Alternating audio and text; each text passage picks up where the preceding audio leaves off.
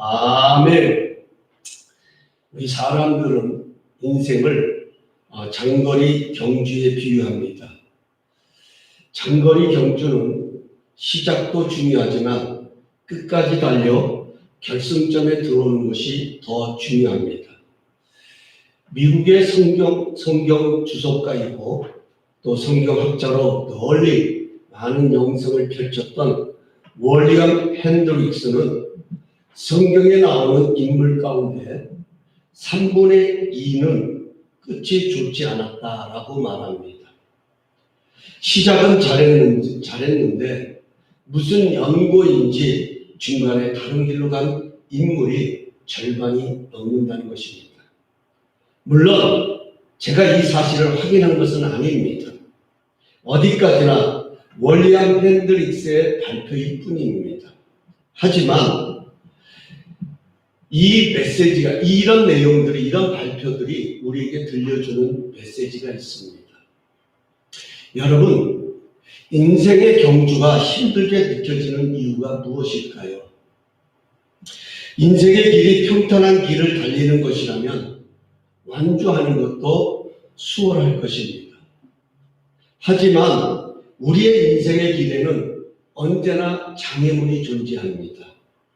상황이 가로막기도 하고 내 안에 있는 내적인 어떤 그런 충돌과 갈등과 문제들, 더 나아가서는 영적인 장애물들이 인생의 경주를 힘겹게 만들기도 합니다. 이번에 팬데믹 상황이 레드 단계로 진입하면서 많은 부분들이 완화되는 것을 보게 됩니다. 하지만 사람들의 마음에는 여전히 염려가 남아 있습니다. 어떻게 일어서야 할지, 어떻게 시작해야 할지, 마치 전쟁에 나가 너무 많은 충탄을 맞아 피를 흘렸기에 어디서부터 손을 써야 할지 모르는 것처럼 어떻게 팬데믹의 강을 건너야 할지 염려 가운데 있는 것을 보게 됩니다. 문제는 어떻게 장애물을 넘을 것인가 하는 것입니다. 물론 연방정부 차원에서는 경기부양책을 만들어서 국민들이 또는 소상공인들이 힘을 낼 수 있도록 경제적인 지원을 아끼지 않고 있습니다. 또한 법적인 제도를 활용하여 어려운 사람들이 공경에 빠지는 것을 최소화하기에 행정적으로 돕고자 힘쓰고 있습니다. 참 감사한 일입니다. 정부의 수고에 박수를 보낼 만한 일입니다. 정말 우리 미국이란 나라가 얼마나 위대한 나라인가를 다시금 실감하게 만듭니다. 하지만 이런 노력도 역부족인 것을 절실히 느끼게 됩니다. 지원은 기업의 크기에 따라 혜택이 주어집니다. 어쩔 수 없는 것입니다. 많은 세금을 내었고 많은 직원들의 월급을 주어야 하기에 당연히 많은 지원이 필요합니다. 하지만 그렇지 못한 소상공인들은 제한적인 지원을 통해 힘겹게 버티고 있는 것이 지금의 현실입니다. 이것이 정부가 도울 수 있는 최선이고 한계인 것을 보게 됩니다. 중요한 것은 혜택이 많든 적든 장애물을 넘어야 하는 것은 각자의 삶입니다. 용기를 내어 장애물을 넘어야 끝까지 완주할 수 있습니다. 그래서 세상 사람들도 이런 의지를 갖고 인생을 완주하려고 애쓰고 있습니다. 그렇다면 우리 믿음의 사람들, 우리 그리스도인들은 어떤 자세를 가지고 장애물을 넘어서 끝까지 완주해야 할지 오늘 이 말씀을 통하여서 한번 나누어 보려고 합니다. 베드로전서는 소아시아에 흩어진 나그네들에게 쓴 편지입니다. 나그네는 자기 집이나 또는 고향 땅에 살지 못하고 이방 땅에 흩어져 살아가는 디아스포라를 일컬어서 사용하는 말입니다. 여러분과 저는 조국을 떠나 미국으로 이주해온 이민자들입니다. 이방 나라에서 나그네로 살아간다는 것이 얼마나 힘든 것인지를 잘 압니다. 나그네의 삶은 안정이 없는 삶입니다. 마음을 둘 곳이 없습니다. 언어도 통하지 않고 환경은 낯설기만 합니다. 저는 미국 온 지가 30년 가까이 되었더라고요. 또 저는 미국의 시민권을 가지고 있습니다. 하지만 아직도 이 땅의 삶이 불편할 때가 참 많은 것을 느낍니다. 그래도 우리는 우리가 원해서 이 땅으로 이주해 온 것입니다. 하지만 소아시아에 흩어져 있는 그리스도인들은 환난으로 인하여 흩어진 자들입니다. 쉽게 말하면 상황에 떠밀려서 흩어질 수밖에 없어 흩어져 살아가는 그런 사람들입니다.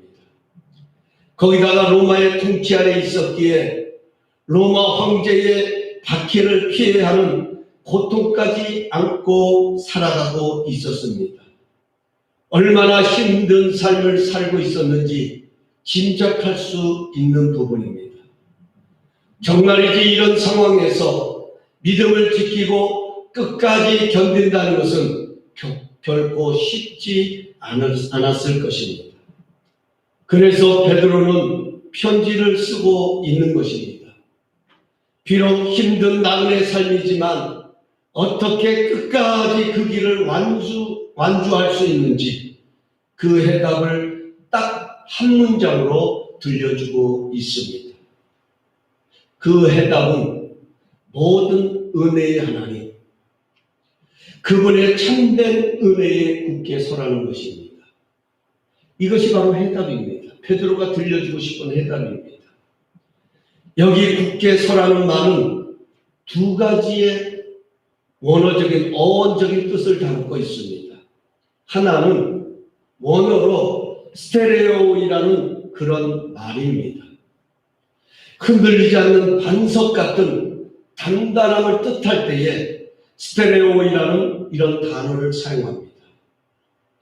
여러분, 이 건물이 흔들리지 않으려면 어떻게 해야 합니까? 지금 우리가 모여 예배하는 이 예배당이 강한 비바람에도 흔들리지 않으려면 어떻게 해야 합니까?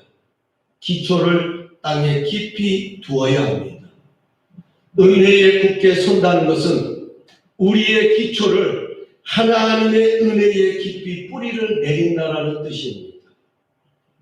이 예배당은 든든한 기초가 이 건물을 지탱하고 있기에 태풍이 불어도 흔들리지 않냐고 거뜬히 이겨내는 것입니다. 우리도 마찬가지입니다. 우리가 힘든 장애물을 만나면 하나님의 도우심이 필요합니다. 하나님의 역사가 절대적으로 필요합니다. 그런데 하나님의 역사만 있는 것이 아니라 마귀의 역사도 있습니다. 그래서 오늘 우리가 함께 읽었던 본문 그 앞부분인 8절을 한번 보십시오. 뭐라고 기록되어 있습니까? 근신하라, 깨어라, 너희 되적 마귀가 우는 사자같이 두루다니며 삼킬 자를 찾는다, 이렇게 말합니다. 여기 찾는다라는 단어를 주목해야 합니다. 여러분, 마귀는요, 지금 하나님의 백성들, 절망 가운데 있는, 낙심 가운데 있는 그 백성들을 삼키려고 지금 틈을 탈 기회를 엿보고 있다 하는 거예요. 이 삼킬 자를 찾는다는 것은 틈을 엿보고 있다 하는 겁니다. 여러분, 마귀는 절대로 우리가 영화에서 본 것처럼 드라큘라 같이 무서운 이빨을 드러내고 피를 흘리면서 찾아오지 않습니다. 틈을 타고 들어와서 먹음직스럽고 탐스럽고 보암직한 것으로 유혹을 해서 삼켜버리는 거예요. 자신의 종으로 삼아버리는 거예요. 아예 절망의 자리, 낙심의 자리, 실망의 자리를 벗어나지 못하고 짓눌러버리는 거예요. 마음의 불안을 심기도 하고 낙심과 절망을 심으면서 더 힘들게 흔들어대는 것이 바로 마귀가 어림을 통해서 틈타는 것입니다. 그래서 9절에 가서 보면 너희는 믿음을 굳건하게 하여 그를 대적하라, 이렇게 말하고 있습니다. 이 말은 우리의 힘으로 대적할 수 있는 것이 아니라는 것입니다. 여러분, 장애물은 우리의 힘으로 넘을 수 있는 것이 아니라는 것입니다. 어려운 상황 가운데 찾아오는 그 모든 마귀들의 그 공격은 절대로 우리의 힘으로 이길 수 있는 것이 아니라는 것입니다. 그래서 믿음으로 마귀를 대적하라고 말씀하고 있습니다. 그렇습니다.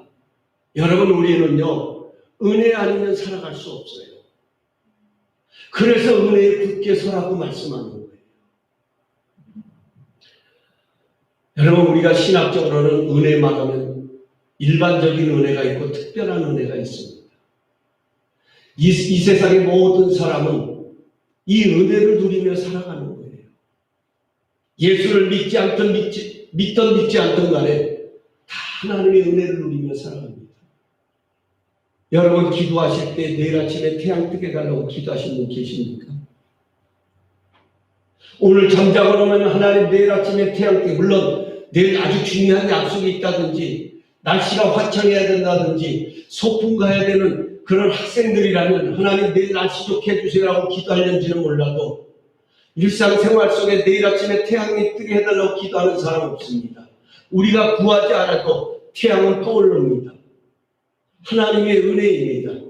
우리는 태양이 없으면 우리의 피부도 쇠화해지게 되고 우리의 호흡도 우리의 생명도 이 세상의 모든 자연 만물들도 죽어 들어갑니다. 시들어갑니다. 비타민의 C가 어디서 나옵니까? 햇빛을 받아서 먹는 거예요. 거기서 생성된다고 말하지 않습니까?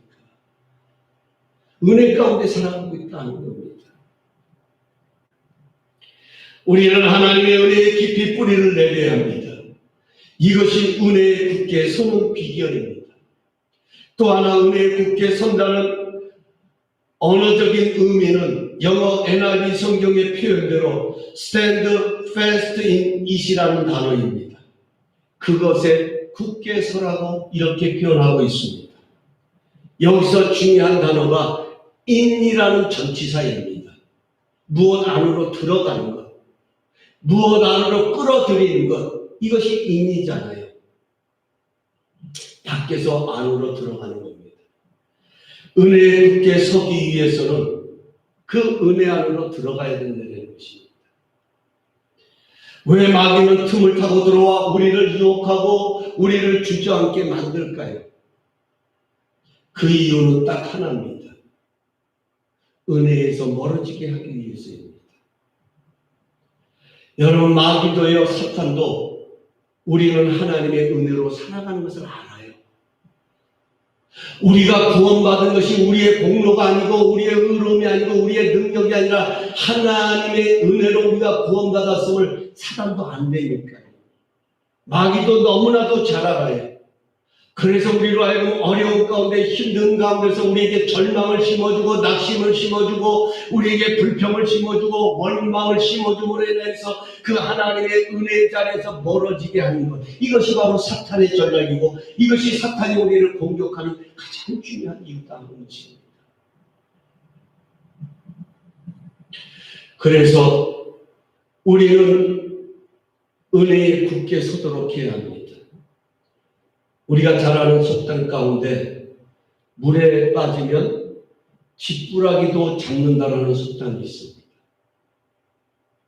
물에 빠지면 여러분 지푸라기가 무슨 힘이 있어요? 그런데 그 지푸라기라도 잡는데 왜냐? 그 물에 휩쓸려 내려가지 않게 해서. 우리는 은혜를 붙잡아야 합니다. 은혜에 굳게 서려면 은혜를 붙잡아야 합니다. 은혜를 붙잡는 자가요, 인생을 완주하고 난 다음에 모든 것을 다 이룬 그 끝에서 하나님의 은혜였습니다 라고 고백할 수 있는 거예요. 그러면 우리가 끝까지 완주하기에 꼭 붙들어야 할 하나님의 은혜가 있습니다. 오늘 이 세 가지를 나누려고 하는 거예요. 지금과 같이 어려운 상황 속에 우리는 이 은혜를 붙들고 일어서야 하고 이 은혜를 붙들고 장애물을 뛰어넘어서 끝까지 완주해야 합니다. 첫 번째로는 만지심의 은혜입니다. The grace of touching. 우리가 완주하기 위해서 꼭 붙들어야 할 하나님의 은혜는 만지심의 은혜입니다. 하나님의 만지심의 은혜란 하나님의 고치심의 은혜를 말하는 것입니다. 우리 모두 고치심의 은혜를 바라보면서 10절 말씀을 함께 한번 공독할까요? 오늘 보면 10절을 한번 다시 한번 보십시다. 우리 함께 봅니다. 시작. 모든 은혜의 하나님. 자, 여기 중요한 것은 모든 은혜의 하나님에다 밑줄 그으세요. 하나님은 어떤 분이시냐? 모든 것에 은혜가 되시는 하나님이라는 뜻이죠. 모든 은혜의 하나님. 그 다음에 있습니다. 시작. 곧 그리스도 안에서 너희를 부르사 자기의 영원한 영광에 들어가게 하시니가 잠깐 고난을 당한 너희를 친히 온전하게 하시며 굳건하게 하시며 강하게 하시며 털을 견고하게 하시니라. 아멘. 여기 베드로는 잠깐 고난이라는 이 단어를 사용하고 있습니다. 이것은 베드로가 고난이라고 하는 것을 아주 가볍게 쉬운 것으로 여겨서 하는 그런 표현이 아닙니다. 여러분, 문제가 가벼우면 그건 고난도 아닙니다. 문제 될 것도 없습니다. 어떤 고난이든 어떤 문제든 쉬운 고난은 없습니다. 다 무겁습니다. 아프지 않은 고난 없습니다. 고통스럽지 않은 고난 없습니다. 다시 말하면 아프기 때문에 고난이고요. 고통스럽기 때문에 고난이고요. 내 힘으로 해결할 수 없기 때문에 고난이고 문제인 것입니다. 그런데도 잠깐 고난이라고 표현한 것은 우리가 누리게 될 하나님의 영광이 영원하기 때문에 그 영원에 비하면 그 고난은 잠깐이기 때문에 이런 표현을 사용하고 있다는 것입니다. 이 부분을 조금 더 폭넓게 해석한다면 이렇게 표현할 수 있을 것입니다. 하나님이 우리를 부르셨습니다. 여러분 이거 믿으십니까? 하나님이 우리를 부르셨어요. 하나님의 영원한 영광에 들어가도록 우리를 부르셨습니다. 이것은 하나님께서 그리스도 예수 안에서 우리에게 주신 구원의 선물입니다. 우리가 아직 죄인 되었을 때에 하나님이 우리를 부르셨습니다. 그리고 그리스도의 십자가 복음을 알게 하시고 영접하게 하셨습니다. 이로써 우리는 하나님의 심판을 두려워하지 않냐고 영원한 천국에 들어갈 수 있게 되었습니다. 이것이 바로 구원의 사건입니다. 이것이 우리 그리스도인의 신앙의 여정입니다. 우리는 하나님으로부터 부르심을 받는 순간부터 하나님의 영원하신 처소에 들어가기까지 이 신앙의 도상 위에 서 있는 것입니다. 이런 신앙의 여정 속에 피할 수 없는 현실이 바로 고난이 되는 것입니다. 그리스도인이 되었다고 고난에서 면제되는 것이 아닙니다. 오히려 예수님을 믿기 때문에 더 심한 고난을 당할 수도 있습니다. 하지만 한 가지 다른 것이 있습니다. 그리스도의 고난에는 반드시 하나님의 만져주심이 있다는 것입니다. 이것이 바로 베드로가 오늘 우리에게 전하고자 하는 메시지인 것입니다. 이것이 바로 우리가 하나님의 은혜에 굳게 서야 할 가장 중요한 이유인 것입니다. 오늘 본문을 보면 10절을 보면 그리스도인들이 고난을 당할 때에 하나님께서는 그들을 위하여 4가지 일을 행하고 계십니다. 그 첫 번째가 온전케 하신다라고 말합니다. 헬라어로는 카타르티조입니다. 카타르티조. 부서지고 망가진 것을 제자리에 맞게 고치고 손본다는 뜻을 담고 있습니다. 여러분, 관절이 어긋나면 그것을 손볼 수 있는 전문가에게 데리고 가면 어떻게 합니까? 그 관절이 어긋났을 때에 그 뼈를 맞추는 것을 봅니다. 제자리로 돌려놓지 않습니까? 이것이 바로 카타르티조라고 하는 이 말입니다. 어긋난 관절을 제자리로 돌려놓는 것. 여러분, 어긋난 뼈를요 제자리로 돌려놓을 때 얼마나 아픕니까? 아주 괴성을 지릅니다. 너무 아파서요. 그래서 고난입니다. 고난은 아픔을 동반합니다. 하지만 막 죽어나면 어떻습니까? 언제 그랬냐는 것이 마음껏 자유롭게 온전해지는 것을 보게 됩니다. 아픔은 잠깐이지만 온전함은 영원한 거예요. 그래서 잠깐 고난이라는 단어를 사용하고 있는 것입니다. 둘째는 굳건하게 하십니다. 어려움에 흔들리지 않도록 든든하게 세워주신다는 거예요. 뭘 통해서요? 고난의 순간을 통해서. 하나님은 오히려 그 하나님의 백성들을 더 든든한 존재로 세워주신다는 것입니다. 세 번째로는 강하게 하십니다. 아마 그럴 때 굳건한 것과 강한 것이 뭐가 다릅니까? 같은 말 아닙니까? 여러분 비슷한 것 같지만 다릅니다.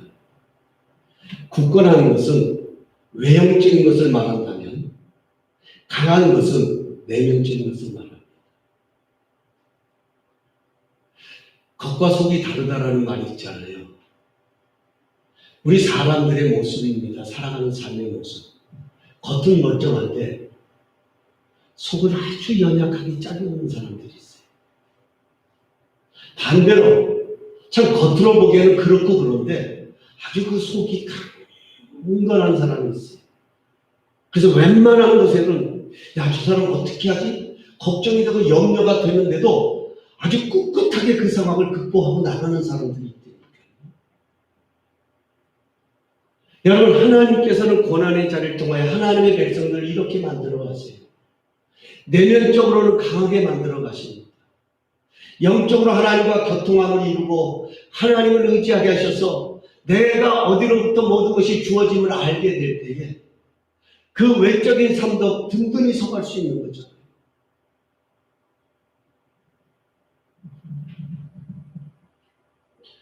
그래서 당당해지는 거예요. 여러분 다윗이라고 하는 사람이 그 사람 자체가 그렇게 당당한 게 아니잖아요. 우리가 시편을 가서 읽다 보면 다윗이 쓴 시를 보면 얼마나 다윗이 눈물을 많이 흘립니까? 얼마나 다윗이 하나님 앞에 자신의 그 억울함을 토설하는 장면들이 많이 나옵니까? 많이 나옵니다. 정말 진솔한 우리와 같은 모습을 가지고 있습니다. 엘리야도 똑같습니다. 그들 자신이 뭔가 특별해서가 아닙니다. 엘리야도 성경이 우리와 같다라고 야고보가 말하잖아요. 그에게도 연약함이 있습니다. 나약함이 있습니다. 무서운 것을 보면 두려워 떨 수밖에 없습니다. 그러나 중요한 것은 하나님이 그들을 만지셨을 때 그들의 속 내면이 강하게 되어지는 거예요. 당당하게 되는 거예요. 그래서 세상을 살아가도 문제 앞에서도 그 하나님의 능력을 이제 당당히 선포하는 것을 보지 않습니다. 그래서 그리스도인들은 고난도 축복이라고 말하는 거예요. 이게 말이 됩니까? 어떻게 고난이 축복입니까? 고난을 좋아하는 사람이 누가 있습니까? 저도 싫습니다. 어떤 사람이 고난이 좋아서 고난을 웰컴하겠습니까? 그러나 이 진리를 깨닫는 우리는 이 고난도 약함을 통하여 강함이 되게 하시는 그 연약함을 통하여 자랑이 되게 하시는 하나님의 손길을 보면서 감사할 수 있는 거예요. 마지막 네 번째는 혀를 견고하게 하십니다. 다시 말해서 우리의 삶을 모래 위에 세운 집이 아니라 반석 위에 세운 집이 되게 하신다. 우리의 믿음을. 여러분 모래 위에 세운 집은 겉으로 멀쩡합니다. 그럴싸합니다. 멋있게 지었습니다. 근데 비바람이 불면 어떻게 된다고요? 그 비바람에 쓸려가 버리는 거예요. 여러분 우리의 믿음이 이럴 수 있는 거예요. 우리의 믿음의 집들이 이럴 수 있다는 거예요. 그런데 하나님께서는 이 고난을 통하여서 우리의 터전을 견고하게 하십니다. 반석 위에 세우는 집으로 하나님은 세워가신다는 겁니다. 사랑하는 성도 여러분, 고난은 하나님이 만져주셔야 해결되는 것입니다. 우리가 염려한다고 해결되는 것 아닙니다. 우리가 걱정한다고 해결되는 것 아닙니다. 우리가 품는다고 해서 그 고난이 해결되는 것 아닙니다. 하나님이 만져주셔야 합니다. 하나님이 만지시면 온전해지고 굳건해지고 강해지고 믿음의 터전 위에 굳게 세워지는 것입니다. 우리는 끝까지 완주하기에 이 만지심의 은혜를 붙들고 구해야 합니다. 사업이 힘들면 그 어려움을 통해 나를 세우시고 굳세게 하시며 더 견고한 터 위에 세우시는 하나님의 만지심의 은혜를 구하며 나가야 합니다. 예기치 않은 삶에 한 모퉁이가 깨어지고 부서지면서 상처를 입을 때면 하나님의 은혜의 보좌로 나가 만지심의 은혜를 구해야 합니다.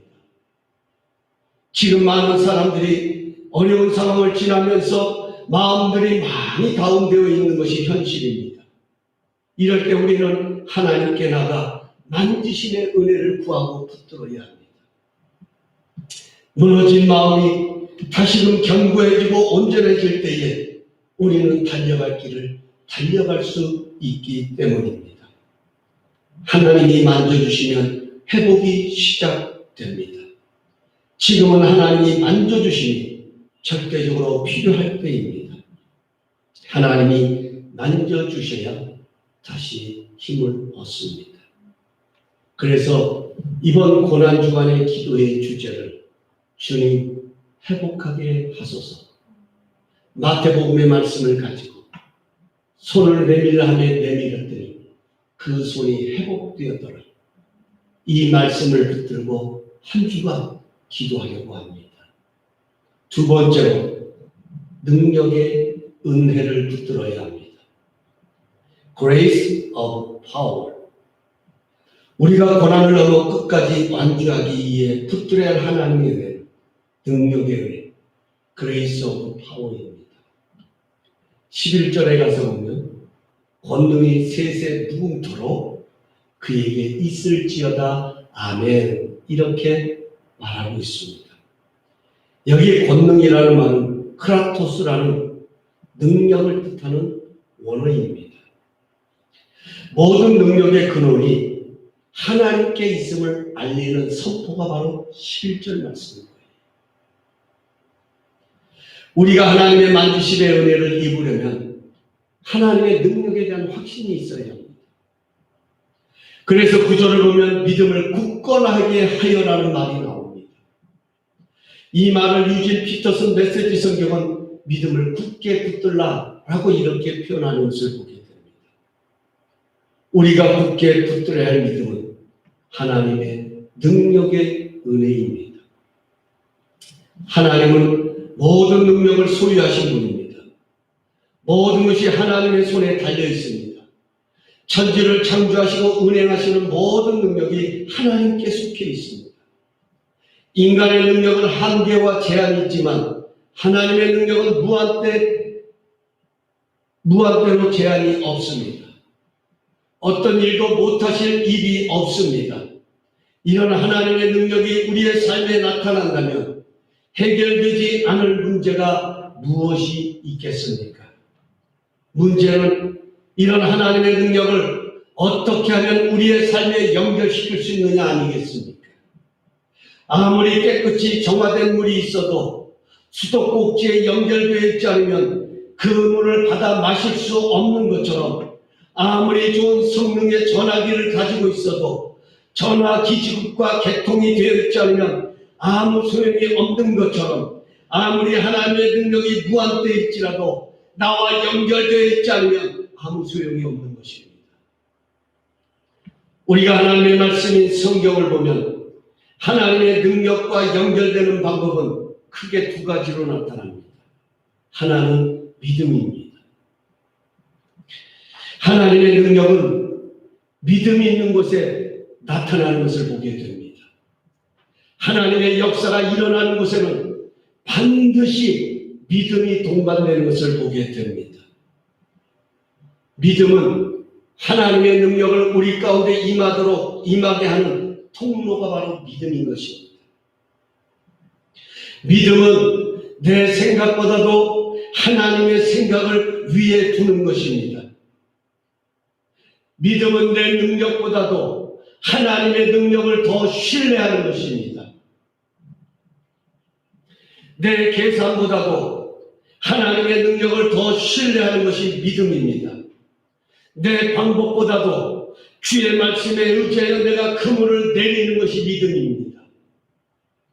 주님의 옷자락을 만지기만 해도 나음을 얻겠다고 하는 그 믿음을 가진 여인에게 주님은 이렇게 말씀하셨습니다.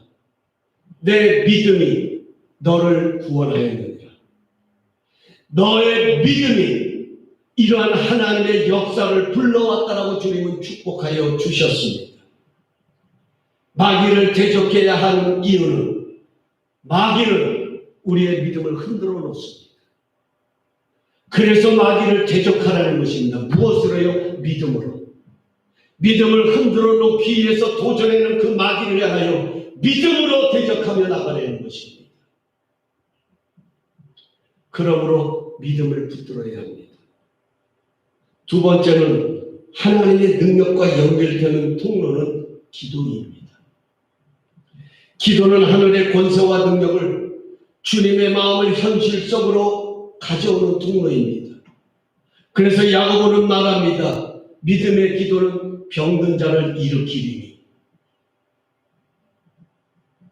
이 말을 바꿔서 말하면요, 믿음으로 기도하면 하나님의 능력이 우리의 소유가 되고 우리의 삶의 현실이 된다는 거예요. 그래서 하나님의 능력을 경험하며 살아가는 교회들, 하나님의 능력을 경험하는 사역들, 하나님의 능력을 경험하며 살아가는 인생들, 여러분 하나님의 능력 가운데 살아가는 가정들, 그 모든 배후에 들어가서 보면 반드시 기도가 뒤따르고 있음을 보게 됩니다. 기도의 사람들이 있습니다. 기도하는 교회가 하나님의 능력을 경험합니다. 돈으로 하나님의 일을 하는 것이 아닙니다. 재물이 많아서 하나님의 위대한 역사를 불러오는 것이 아닙니다. 기도로 하나님의 역사를 이루어갑니다. 왜요? 기도는 하나님을 구하는 시간이기 때문입니다. 기도는 하나님 앞에 내 자신을 올려드리는 시간이기 때문입니다. 마지막 세 번째로 동력의 은혜입니다. 우리가 끝까지 완주하기 위해 붙들어야 할 은혜는 동력의 은혜, The Grace of Partnership입니다. 동력의 은혜라고 하는 것은 우리가 가야 할 목적지까지 끝까지 함께 달리는 사람들, 이것을 가리켜서 동력의 은혜다 이렇게 표현하는 것입니다.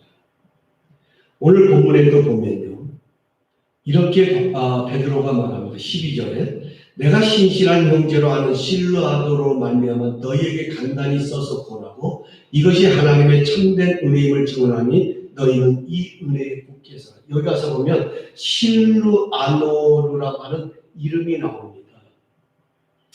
베드로가 이 베드로 전서를 썼을 때 여러 가지 추측들이 많이 나오는데 베드로는 그렇게 유식한 사람이 아니에요. 많이 배운 사람이 아니에요. 바울처럼 그렇게 학문이 뛰어난 사람이 아니에요. 그래서 그의 문필은 그렇게 탁월하지를 못했습니다. 그래서 어떤 학자들은 이 베드로전서, 베드로후서는 누구에게 의해서 대필되었다라고 그렇게 말하는 사람들도 있습니다. 중요한 것은 어쨌든 지금 이 베드로전서를 쓰면서 이 마지막 부분의 결론 부분을 베드로가 마감하면서 누구의 도움을 받고 있는 이 실루아노르라고 하는 사람에 의해서 이것이 지금 간단히 썼다라고 표현하잖아요. 마치 어떤 문장을 써놓고서는 그 문장에 대해서 베드로가 마지막에는 자신의 친필로 사인하는 것처럼 지금 그런 상황 속에 있는 거예요. 베드로 스스로가 이 모든 것을 이룬 것이 아니에요. 베드로 스스로가 지금 이렇게 하나님의 말씀을 대언할 수 있는 것이 아니라 함께하는 자들이 있었다는 것입니다.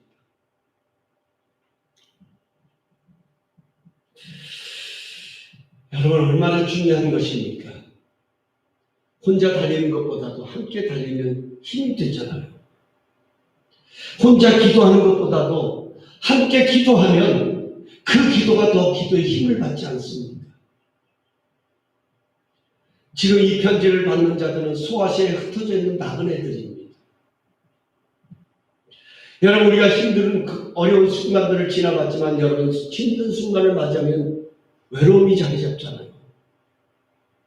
마치 나만 고난 겪는 것처럼, 나에게만 이런 상황이 찾아오는 것처럼, 왜 나에게만 이런 일들이 일어나는 것처럼 외롭잖아요. 고독합니다. 그래서 사람들이 조금만 말 한마디에도 쉽게 상처를 입고 힘들어하고, 이게 우리의 모습인 거예요. 지금 이 나그네들이 그런 상황이 처해질 수 있다는 것입니다.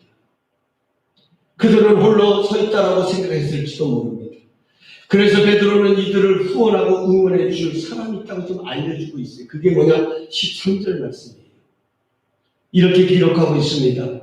택하심을 함께 받은 바벨론에 있는 교회가 너희에게 문안하고 내 아들 마가도 그리하는구나.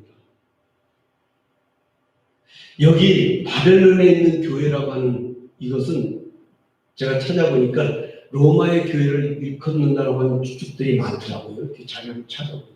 어쨌든 간에 자신들만이 지금 겪는 고난이라고 생각하고 있는데 베드로가 뭐라고 말하냐. 아니야. 너희만 지금 고난을 겪고 있는 것이 아니라 너희들의 그 고난 속에 저 로마에 있는 그 교회도 함께하고 있고, 내가 아끼고 사랑하는 마가도 지금 너희들이 겪는 그 고난 속에 동역자로 함께하고 있단다. 이렇게 지금 위로하고 격려하고 있는 것을 보게 됩니다. 여러분, 마가복음이 어떻게 나오는지 아세요? 마가복음은 마가가 기록했잖아요. 그런데 베드로가 전한 그 예수님의 사역과 복음을 이 마가가 받아들이면서 이 마가복음을 기록했다는 겁니다. 사람은 우리 누구나 격려가 필요합니다. 사람은 누구나 때로 붙들어줘야 할 때가 있습니다. 혼자 모든 것 잘해낼 수 있는 사람은 아무도 없습니다. 동역자가 꼭 필요합니다. 교회가 커지면 커질수록 그래서 동역자들이 많아지는 거예요. 사역자들이 많아지는 거예요. 하나님이 천지 만물을 창조하시고 그 모든 것이 보시기에 좋았지만 남자가 홀로 독주하는 것은 보시기에 좋지 못했습니다. 그래서 하와라는 배필, 즉 돕는 자를 만들어 주셨지 않습니까? 그렇습니다. 우리가 끝까지 완주하기에 붙들어야 할 은혜는 동역의 은혜입니다. 함께 하나님의 일을 감당할 수 있는 동역자가 있어야 합니다. 저도 마찬가지입니다. 크든 적든 지금까지 사역을 감당하면서 여기까지 이르게 된 것은 함께 달려온 여러분들이 있기 때문에, 동역자들이 있기 때문에 가능한 것입니다. 결코 제가 능력이 있어서가 아닙니다. 여러분이 힘들어할 때도 여러분들이 어려운 만큼 저도 어렵고 저도 힘듭니다. 그럼에도 불구하고 함께 달려오는, 함께 달려가는 그런 고귀한 동역자들이 있기 때문에 힘을 얻고 능을 얻으며 함께 달려가게 되는 것입니다. 이제 말씀을 맺겠습니다. 인생의 경주 쉬운 경기가 아닙니다. 달리다 보면 뜻밖의 장애물이 나타나고 걷다 보면 돌부리에 넘어지기도 합니다. 이럴 때 주저앉아 있지 말고 모든 은혜의 하나님을 기억하십시다. 그리고 그 은혜의 하나님을 향해 나가 만져주심의 은혜를 구하십시다. 하나님이 만져주시면 깨어지고 상한 것을 다시금 온전하게 강하게 굳건한 터전 위에 세워주십니다. 하나님은 능력의 하나님이시기 때문입니다. 힘이 들고 어려워 일어날 힘이 없다면 믿음의 눈을 열어 기도하며 능력의 은혜를 구하십시다. 반드시 일어나 걸어갈 힘을 하나님께서 부어주실 것입니다. 여호와를 앙망하는 자에게는 새 힘을 주신다고 말씀했습니다. 문제를 해결해 주시는 것이 아니라